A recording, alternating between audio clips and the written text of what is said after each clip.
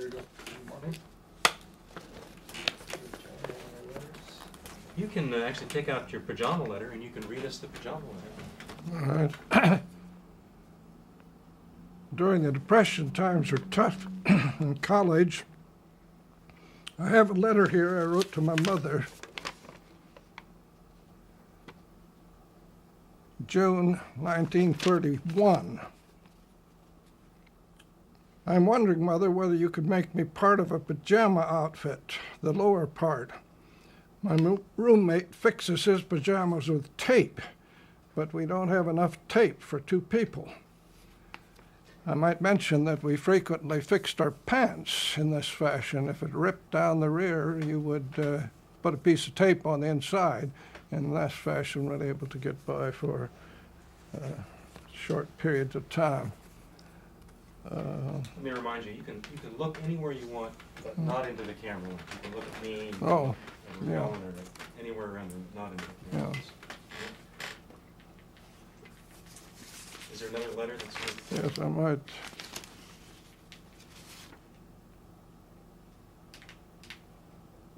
This letter is written August 19, 1934, to my sister. And regarding questions of money, let's see. I'm owing $1 on room rent, about $1.50 for laundry, and miscellaneous such as a suit pressed and food for the next week, adding up to $2. In other words, I can exist the next 2 weeks on $4.50. As to the rest, it doesn't depend on how much I spend, but rather on what you have at home.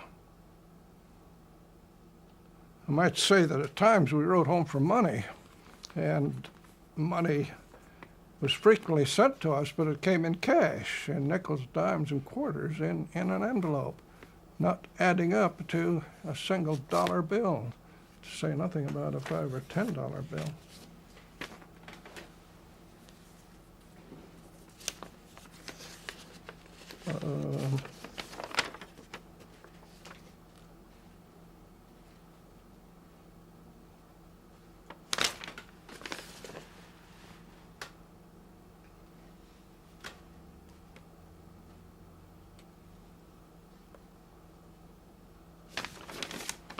Well, that's about it on the... I was wondering, speaking of, you're talking about fixing pants with tape. Well, you tried everything imaginable to get by without spending cash. For example, if your shoestrings wore out, you took a piece of twine and tied in your shoestring. You half-soled your own shoes by getting a slab of leather and a shoe last and tacking it on. And in the Depression, you had rubber soles that you put on as patches. Like they had a glue on the back of them, and you just slapped them on the bottom of your shoe. The only trouble was they worked loose, and as you walked along, they flapped against the pavement and eventually fell off. But at times, there were young people who cut up car tires and made their own sandals that you were walking on part of the casing. Can you give me a litany of a list of the ways you used to fix Model T cars? You're talking about shoes and pants. You also did this for cars. Yes, there were several shortcuts in trying. The bottom line was how to get by without spending money. Instead of buying chains for the car, you just took a piece of rope and wrapped it around through the spokes of the wheel, and this would get you out of a mud hole in most cases. When the fenders rattled and cracked and bent, you would take a sickle out of the mower, or an old sickle being used in a mowing machine, which were 5 or 6 feet long. You took it to the blacksmith shop, knocked the sections off the sickle bar, bent the ends of the sickle bar over and put it to hold the fenders up so they wouldn't flop down over the wheels. You used them in front and used them back. I have a picture here of the Ford Motor Company that shows this homemade remedy to hold the fenders on. Why not just buy a new car? Well, people would like to do that, but these farmers in hard times, you just didn't have the money, the cash. You used ingenuity to get by, or attempt to get by. Instead of ordering a box of bolts from Sears Roebuck and Company, you would go out to the old machinery in the yard and take some wrenches and hammers and take these bolts off the machinery so you could reuse them. You patch things. Tongues on the wagon was patch on top of patch. The use of barbed wire and baling wire is famous in agricultural history on fixing things. I'm going to have you put your historian hat on now, and if the farmers are all fixing their old Fords, they're not buying new Fords. You know, they're using baling wire and sickle handles to fix their old Fords. What does that mean for the Ford Motor Company back in Detroit? Well, I have a book here on a price list of Ford parts in 1923. There are 5,000 parts on a Model T car, half of which sold for less than 50 cents apiece. Many of the items are 1 cent, 2 cents, or 3 cents. It didn't help the Ford Motor Company to drive a car for 10 years instead of 3 years. It was, again, bad for the economy because purchasing power was too low. Things just weren't moving. You could walk into a dealer shop in town and no one was in the dealer shop looking at new cars, for example. Obviously, sales would slump, people were laid off. You knew nothing about the suffering of the industrial worker. You're usually too far away from him. You were concerned with your own suffering. The tough days and the worst days of the Depression. I'm going to have you, it's a very, very important idea for this film, that both the industrial workers and the farmers are suffering in this time. I'm just going to have you tell me that again, that there was, I'll make it as a question. Did you ever think about the men working in the factories, and do you imagine that they ever thought about you? We thought about things in a general way. We knew that Henry Ford had reduced the cost of a car, got it down to $260 in 1923 for a new Model T Roadster. The workers in the factory, we knew they worked on an assembly line, but we knew nothing about an assembly line, whether this was hard work, or whether it was long hours, whether it was speed-up work. We tend to go along with the farmers' bias that the unions had raised wages, thus raising the cost of the finished product. And generally speaking, those of us on the farm did not think kindly about labor unions. We would agree with Ford, who opposed labor unions way up into the late 30s at least.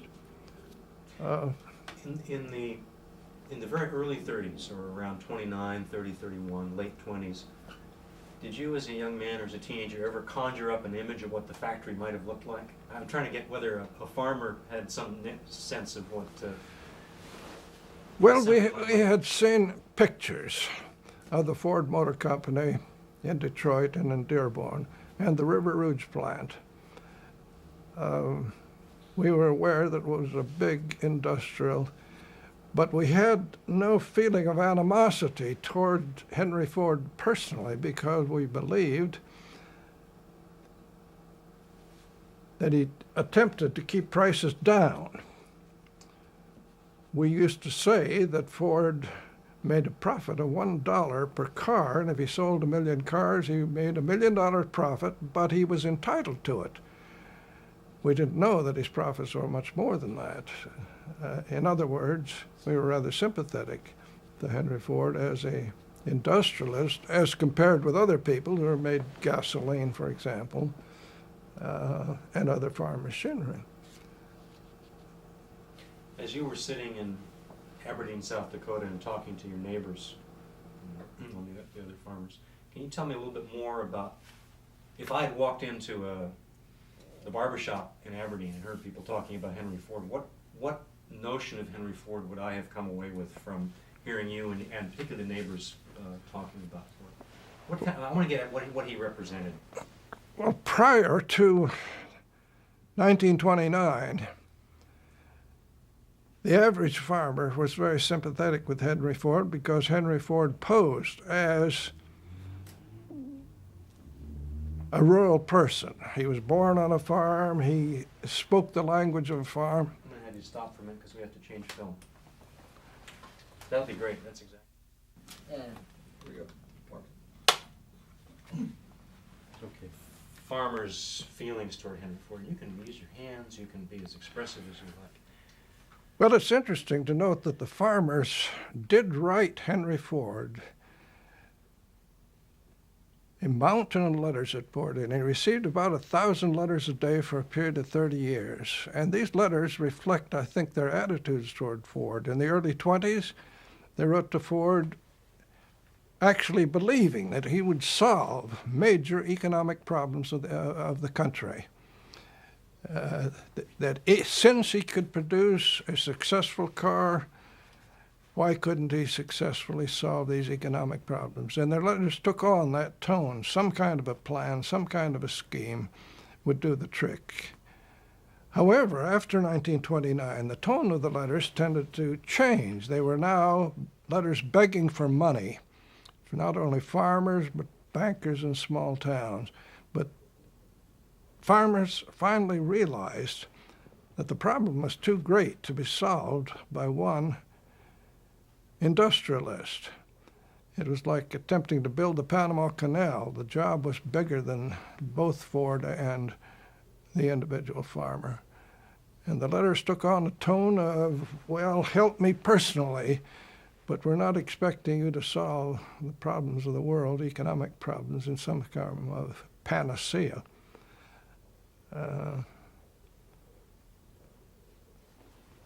Was there a tenor of betrayal in any of the letters in rural America, do you think? The letters had all kinds of overtones in them. Some of them are angry letters, that Henry Ford could lay off workers and yet talk about all a person had to do was get out and work. Ford talked about going down the street and painting houses, and farmers would write in and say, how are you going to paint houses if you can't the money to buy the paint? They knew of Ford's wealth, and where farms were being foreclosed, there was anger. Why don't you personally assist farmers in greater extent than you had? Now, Ford did give away a few automobiles, 254 in his lifetime, but he did not believe in promiscuous charity. And the letters and correspondence reveal this. But if you're desperate, you think about some wealthy person, and maybe, if you write him a letter, he'll sympathize with you and send you a check. The letters, many of them are pathetic. Some of them are 35 pages long, just an outpouring of lamentations, grief, losing the farm, thrown out on the street, begging for enough money to buy a sewing machine so you can take in sewing and thus make a little money for the farm family. They're enough to bring tears to your eyes. You sit and read them. Tell me about Ford's wealth at that, say, 1930, 31. Well, it was generally believed that Ford was the richest man they knew anything about. They didn't know anybody in General Motors. One fellow wrote to Ford, "Since you're the richest man in the world and I'm the poorest man in the world, it looks to me like we ought to get together and make some kind of a deal." There was this awareness of Ford wealth. At the time of his death later on, his estate was valued at $2.3 billion, but that was in the late 40s and not 1932. I'm going to have you, why don't you get a tight shot, Mike? I'm going to have you tell me once more, as you just did, the story about the poorest man in the world and the richest man in the world. One fellow asking Ford, "Since you're the richest man in the world." You can go ahead. It is interesting to read Henry Ford's mail, to sit in his home and read these thousands of letters that poured in. I found letters in there for some of my neighbors that had written to Henry Ford. One farmer wrote in and said, somewhat humorously, "Since I'm the poorest man in the world and you're the richest man in the world, it seems to me like we should get together and make some kind of a deal." Well,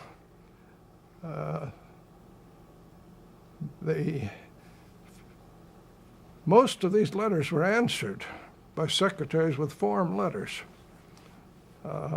So the person was satisfied. He got a letter that was signed by Henry Ford himself. Again, remembering that the audience will not hear my question. Can you, if it's 1931, actually let's cut for a minute.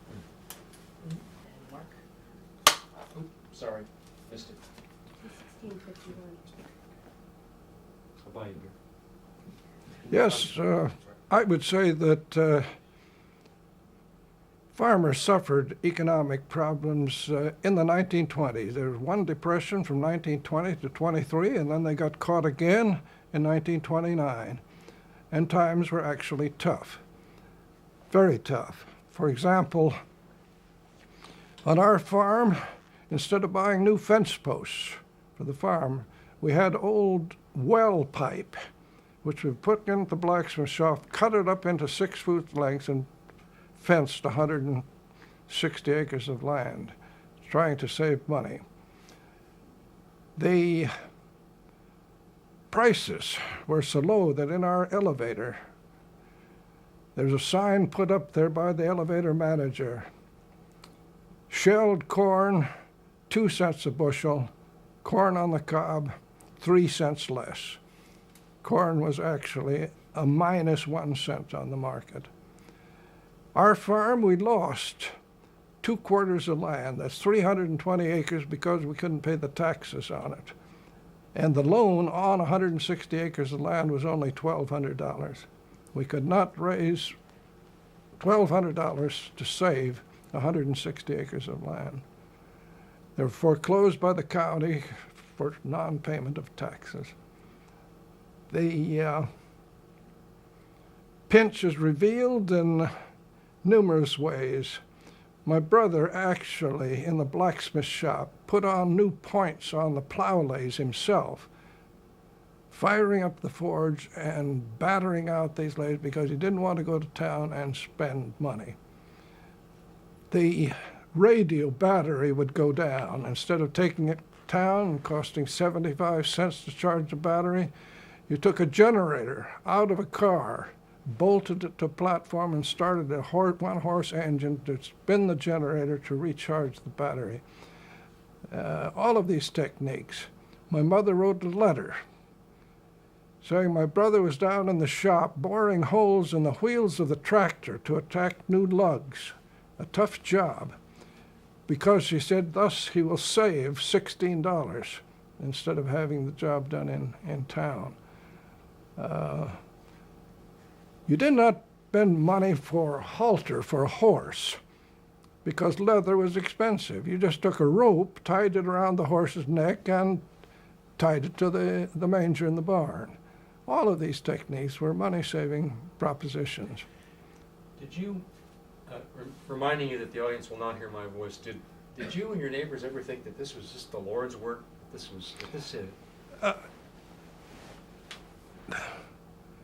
one tended to believe that this was just destiny at work, that there was nothing you could do personally to resolve the question. It was fate, just like bad weather was fate.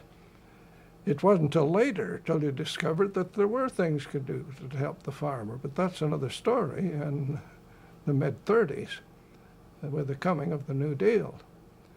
We were naive in that respect, that we were just victims of circumstance, that everybody was suffering and therefore grin and bear it, or try to grin, as it were.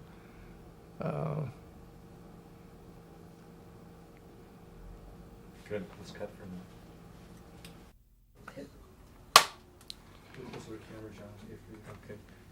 The tough times on a farm were a real nightmare. It was an emotional trauma.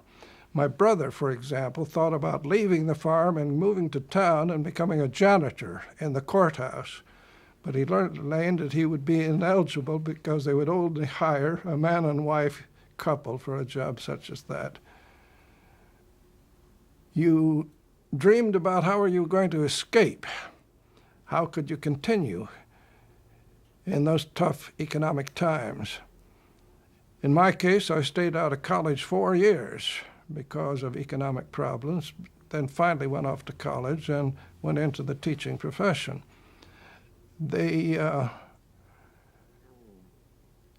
When help came through federal legislation,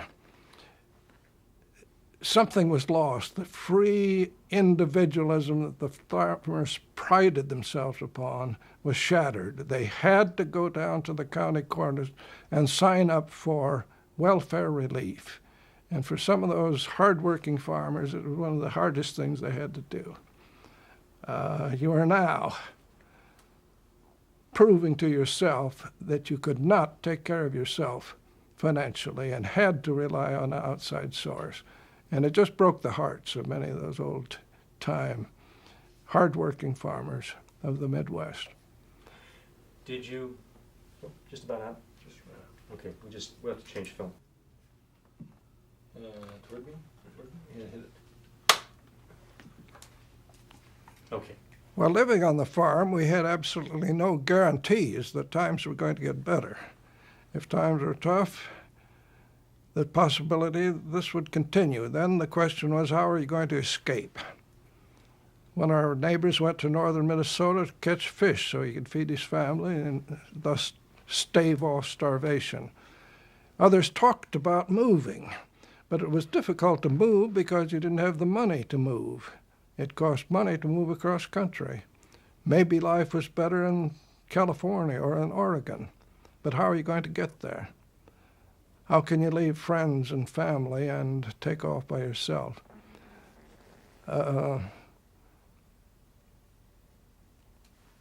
The frustration and pain that went with it is difficult. The cry of the Midwestern farmer, unable to see solutions at the next year or the future year. And coupled with much of this was the calamity was compounded because crops failed, hailstorms ruined crops, grasshopper invasions occurred, and you had to compete with these forces of nature as well. The audience will not hear my voice. I think in your book you talk about pioneer dreams slipping away. Is that? Well, I've got to think about that a minute. Is that a true statement?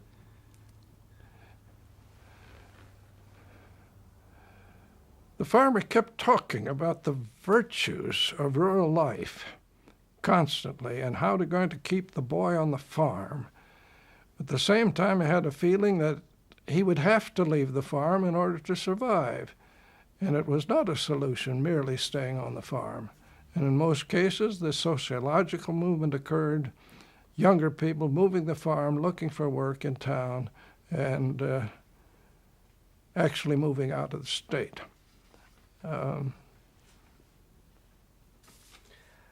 I want to get back to Henry Ford again. During the hard times, can you tell us what kind of advice Ford was giving to... Ford had retreated to Fairlane, and he was sending out all this advice to farmers. What was that? What was he telling them to do? Well, Henry Ford was unable to cope with the magnitude of the crash of 1929. He was baffled, confused, and inept in proposing solutions. He talked in simplistic terms, that if people were ambitious and get out and work, this would solve their problem. The problem was overproduction and underconsumption, not more production. He talked about being innovative, of projects that you could initiate yourself. A bootstrap formula is really what it was. And if you pulled hard enough on your bootstraps, you'd come on up out of the mire. Well, farmers were tired of the bootstrap formula. It was no panacea. You were desperate, you were out of money, banks had closed, counties were foreclosing on property. Your backs were to the wall, and the pronouncement of a multimillionaire was little consolation to most people. It was irrelevant. What would have been relevant? That's an unfair question. There had been some talk about cooperative movements, that if you pooled all your grain together and held onto it, you might help kill off the middleman. But farmers are never able to implement that successfully as well, although it had been tried over and over again. Some thought Ford should have an assembly line to make all kinds of farm machinery and thus reduce the prices. Henry Ford had no intention of making all farm implements. There was some talk about a baloney dollar, but that came later, that you should work for script and not money. But that was really a panacea. It came later in the 30s. I want to shift gears and go back earlier in the 20s to, or even the teens. What I want to talk about is the other side of, I want to talk about Henry Ford's great achievement, or have you talk about what, prior to the crash, did Henry Ford liberate rural American farmers from something? The farmers generally were grateful to Henry Ford for producing a cheap car that was practical and within their reach usually. They appreciated the social impact of the automobile. It gave them freedom to travel. Prior to the automobile, there were people that lived their whole life that never traveled over 50 miles from home. Women particularly were isolated in farm homes. Now you could get in the car, go for a ride, go to town, and it was a great liberating factor. It gave you some breathing room, some independence. And there's something about getting into a car and taking off to see the sights that was a grand adventure. You could attend programs in town, which you could never attend going horse and buggy. Educational programs, county agent programs, cultural events. You could go to town, see the doctor if you were injured, hauled into town. The automobile was an educational vehicle. You could consolidate schools and go to high school, whereas prior to this you probably would never go to high school because it was too difficult to travel 10 or 20 miles. I'm going to cut you off and I'm going to have you keep rolling. Tell me in the first person now, not as a historian, but as someone who grew up on the farm, tell me about your own introduction to the Model T and what that meant to you, to Yes. not the historian, but the My mother bought a Model T car in 1921, and I started to high school in 1923. And I drove the Model T the 22 miles a day to go to high school with my brother Dave and a sister.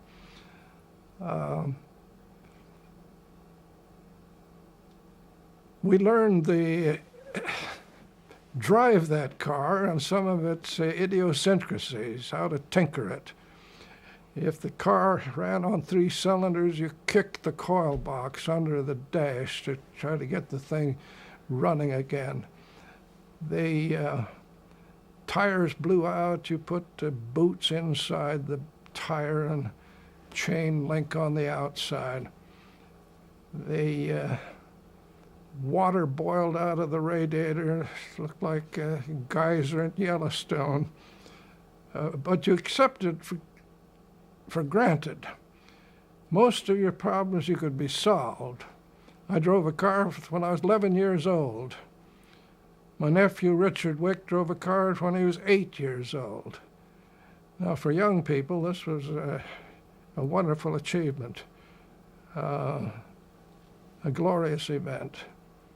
And most of the rural people had Model T cars. This was about the only car they really felt they could afford. And in this sense, it was a liberating influence of great magnitude. Can you, I don't want to put words in your mouth, but is it in fact safe to say that Henry Ford was a liberator of some sort? Again, remembering that people will not hear my voice. In a sense, rural people gave Henry Ford the credit. He always advertised a cheap car for the masses and took the credit for being original on this point, which he was not. But he did make a practical, cheap car. It had plenty of weaknesses in it, as many farmers do. But it was the first car they owned for many of these people, and they developed a fondness for it, an affinity, a nostalgia for their first experience on the American road. I'm going to let's go back up into the Depression. I'm sorry to be jumping around. Oh, like that's all this. right. Before I forget, you had a couple of Depression jokes from earlier that I wanted to get on film. And Well, to farmers' credit, most people had a sense of humor. Times were tough, but you could still crack a joke if you felt so inclined. Depression jokes had to do with hard times. They had often repeated and were not particularly original. They would say, for example, that it was hot, that even the wagons hung their tongues out, that the weather was so hot that the chickens plucked themselves. You had stories circulating that grasshoppers are so bad that when they ate up your garden and ate the onions, you could smell onions on their breath when they flew by the house.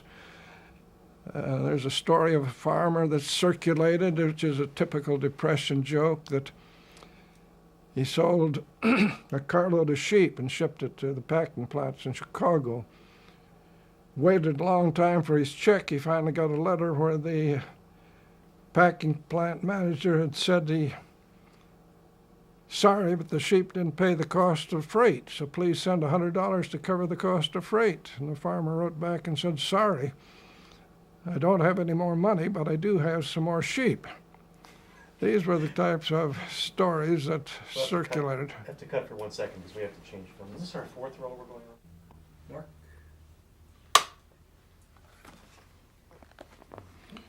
I'd like to read a letter that I wrote to my sister. I'm going to have you put the book over on this side here. There you go.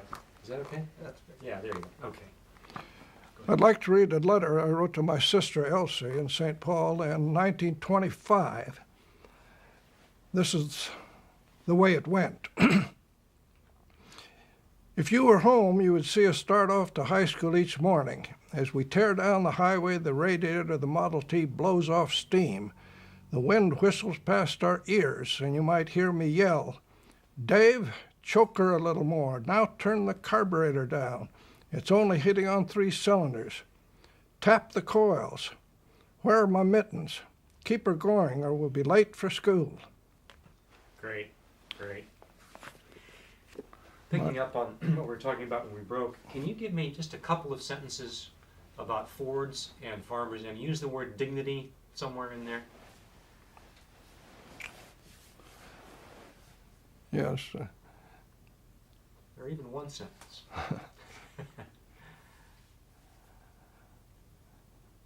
Now, I think the car gave the American farmer a sense of dignity and pride. He can now drive to town, he could meet people, he was independent, and this gave him a feeling of dignity, well-being, and good feeling. Good. I'm going to pop back up to the Depression again, and thinking once again of my 15-year-old son who's a high school student. Can you explain what caused the Great Depression?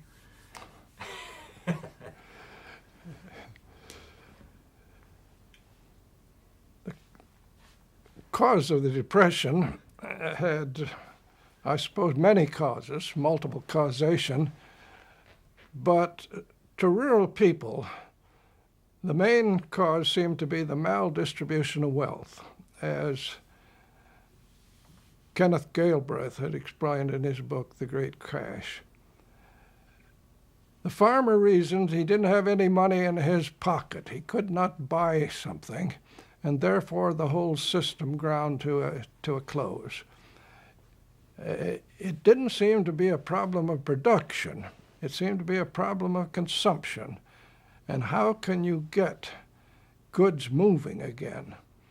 If the farmer is out of money, the working man is in debt, who is there out there that can purchase the manufactured goods?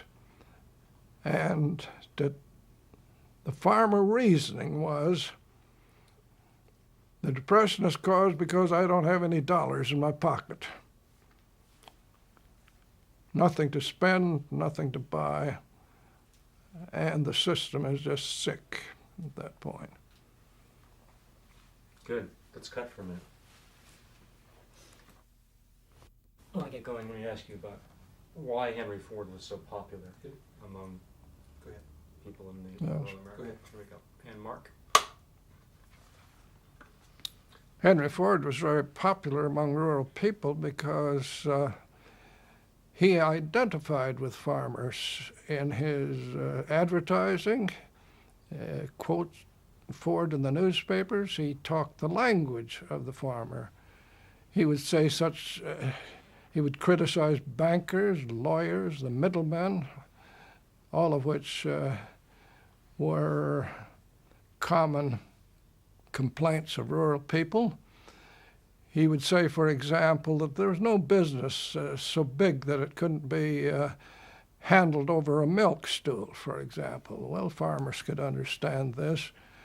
He said, well, what's the best building in town? Well, it's the First National Bank. Why it is the best building in town? Because we are paying for it in high interest. He talked this, he was really a Midwestern populist in talk. And American farmers had strong populist talking. He seemed to hate the same things they hated, and therefore he had this identification with the rural mind. If he was a populist in talk, what was he in substance? Earlier in Ford, he was somewhat radical because he was innovative, and only in later years did he become more conservative and lose touch with the common man. For example, he talked about using farm products to make gasoline as early as the First World War. This was language farmers liked to hear. That farmers should grow their own fuel was a theme which they appreciated. that interest rates were too high, they would subscribe to this. The middleman was sapping the profits. They went along with this. I just thought of something. With the Dearborn Independent, Ford Yes. went on this Yes. adventure into anti-Semitism. Remembering that the audience will not hear my question, can you talk a bit about Ford's anti-Semitism and prevailing senses of anti-Semitism or nativism in rural America? The rural people in Fall County had their own biases and prejudice because they lived in isolation.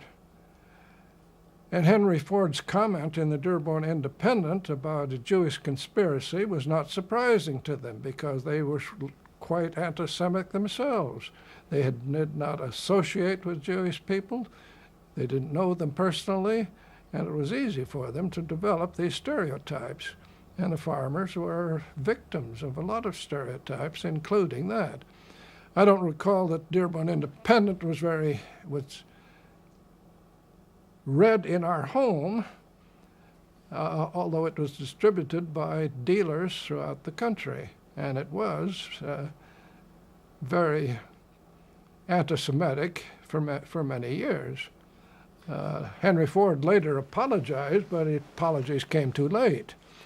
But rural Americans had not only prejudice of anti-Semitism, but they had prejudices in the field of religion, which was very strong, simply because they were isolated and lacked communication and personal experience with other groups of people. In this sense, Henry Ford didn't shock rural Americans at all. He was merely reflecting some of their own prejudices. And thus they didn't get too excited about it. What's new, as they might have said on most any occasion. Great. Let's cut for a second. And Mark? Go ahead. That's Mark. Okay. The prejudice of rural people is quite easily documented. It was common expression to say, I went to town and bought something and I Jewed the storekeeper down on price. And this was common expression. Nothing was thought about it being a bias and being dramatically anti-Semitic. There were other expressions that we never thought about. For example, at our mother's knee, we learned the expression, what is the rhyme, Helen? 10 little Indians. Oh, yeah. Now, why don't you start? Oh, yeah. We'll just, No, I've got to back up on that thing. let's cut for a minute while you can think of it. Mark? Go ahead. Early prejudices were built into the family language. For example, as a child, you were taught the rhyme, eeny, meeny, miny, mo, catch a nigger by the toe. If he hollers, let him go, eeny, meeny, miny, mo. Now, there were absolutely no awareness that this carried strong racial overtones. It was part of the English language, and you grew up with it. And not until later were you brought aware that you had been using language which is a slur on people in this country. I want to follow up on this sort of culture of Midwestern America, or culture of rural America at that time with Ford. You want to talk about two other things. One is the dancing, the old-time Yes. dancing, and the other is wet versus dry. Yes. I think many rural people agreed with Ford during the days of Prohibition. Rural America tended to be religious, church-attending people, and they were in favor of Prohibition. So when Henry Ford announced that he wouldn't allow any worker to enter a plant who knew he had been drinking, many of the farmers wrote to Henry Ford urging to run on the president on the Prohibition ticket. And again, he received strong support on this particular stand. dancing. Henry Ford was a great proponent of square dancing, and particularly after the radio came out, he would have his dance band play these square dances, and they were listened to far and wide over rural America. To them, the music was not classical music, but it was music that people could understand, and they could tap their toes and move with the rhythm. And people wrote thousands of letters to Ford congratulating him on putting on the Saturday night dance show. What do you think? I know. Yeah, we're going to continue with sound for a minute. This is a little bit of wild sound. Can you describe to me what might have been the perceptions of how did city people think about it? That is, people who were dancing the Charleston and the Black Bottom and drinking bootleg liquor. What did they think of? I think many people, perhaps people living in cities and towns, thought Ford was old-fashioned, that he was not modern in his tastes, either in music or in art or other cultural activities.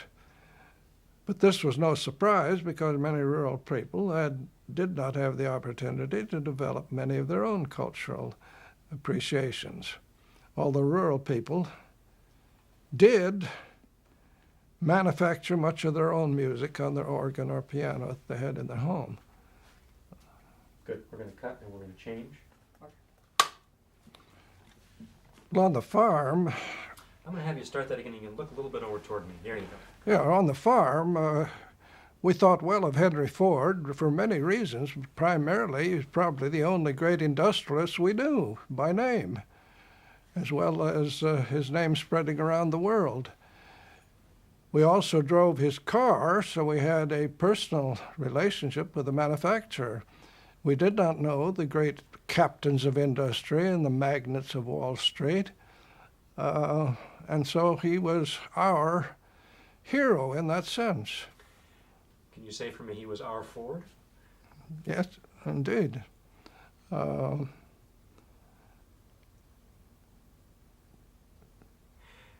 he have something to do with democracy, with your notions of... He had something to do with egalitarianism, the common man, that the common man was worthy of respect and was not a second-class citizen. Good. Excellent. Now, can you redo for me in a couple of sentences, 3 sentences, 5 sentences, 1 sentence, whatever you choose, your notion as a farmer, as the son of a farm family, that the Depression was inexorable, was destiny, was fate, was an act of the Lord? On the farm, I think in retrospect, it appeared that we were the victims of fate. We did not see solutions. We didn't know that this was divine providence that had dished out hard times to us as the old plagues of ancient Egypt, but we were there.